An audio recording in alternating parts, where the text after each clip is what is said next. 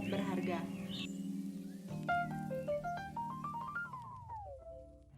Pertama, kita akan membahas pengertian dari surat berharga. Surat berharga yaitu surat yang oleh penerbitnya sengaja diterbitkan sebagai pelaksanaan pemenuhan suatu prestasi yang berupa pembayaran sejumlah uang.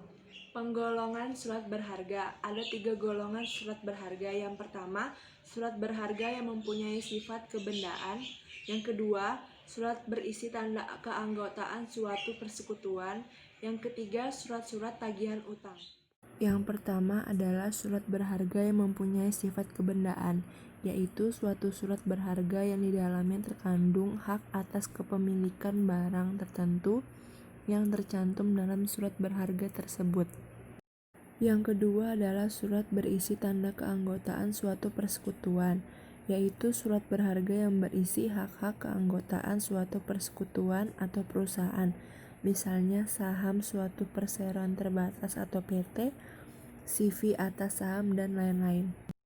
Yang ketiga adalah surat-surat tagihan utang, yaitu surat berharga yang berisi hak untuk menagih sejumlah uang yang tercantum dalam surat berharga tersebut.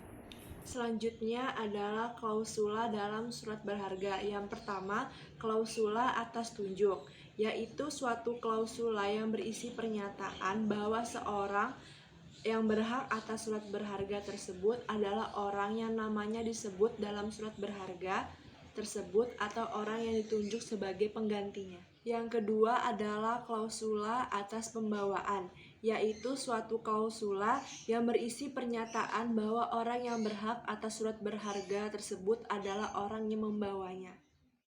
Surat berharga sebagai surat legitimasi. Surat berharga juga merupakan surat legitimasi, yaitu bukti bahwa pemegang surat tersebut tanpa pembuktian lebih lanjut berhak atas sesuatu yang tercantum di dalam surat berharga tersebut. Selanjutnya kita akan membahas wesel. Wesel adalah surat berharga yang mengandung suatu perintah atau order untuk membayar sejumlah uang yang tersebut di dalamnya kepada orang yang berhak dalam waktu yang tertentu. Endorsement. Endorsement yaitu suatu lembaga dalam hukum wesel untuk memindahkan hak tagih dari pemegang wesel kepada pemegang berikutnya. Akseptasi adalah suatu lembaga dalam hukum wesel yang berisi persetujuan atau kesanggupan tertarik untuk membayar wesel pada hari bayar. Selanjutnya kita akan membahas cek. Cek adalah surat yang memuat kata cek yang diterbitkan pada tanggal dan tempat tertentu dengan nama penerbit, memerintahkan tanpa syarat kepada banker untuk membayar sejumlah uang tertentu kepada pemegang atau pembawa di tempat tertentu. Cek kosong. Cek kosong terjadi apabila pada saat cek tersebut diperlihatkan kepada tertarik dan ternyata tidak tersedia dana yang cukup dalam rekening penarik. Penyebab terjadinya cek kosong. Yang pertama, kelemahan pengaturan dalam pasal 180 KUHD. Yang kedua, rahasia bank. Yang ketiga, spekulasi dari pihak pemilik rekening giro. Yang keempat, administrasi bank yang kurang waspada. Giro adalah surat perintah nasabah yang telah distandarisir kepada bank penyimpan dana untuk memindahbukukan rekening yang bersangkutan kepada pihak penerima yang disebutkan namanya pada bank yang sama atau bank lainnya. Perbedaan dan persamaan giro dan cek.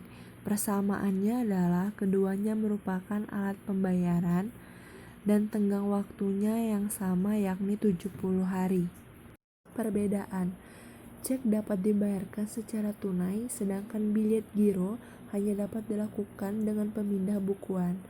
Lalu dalam cek, perhitungannya hanya dikenal satu tanggal atau tanggal penerbitan cek, sedangkan bilet giro terdapat dua tanggal, yaitu tanggal penarikan atau penerbitan dan tanggal efektif.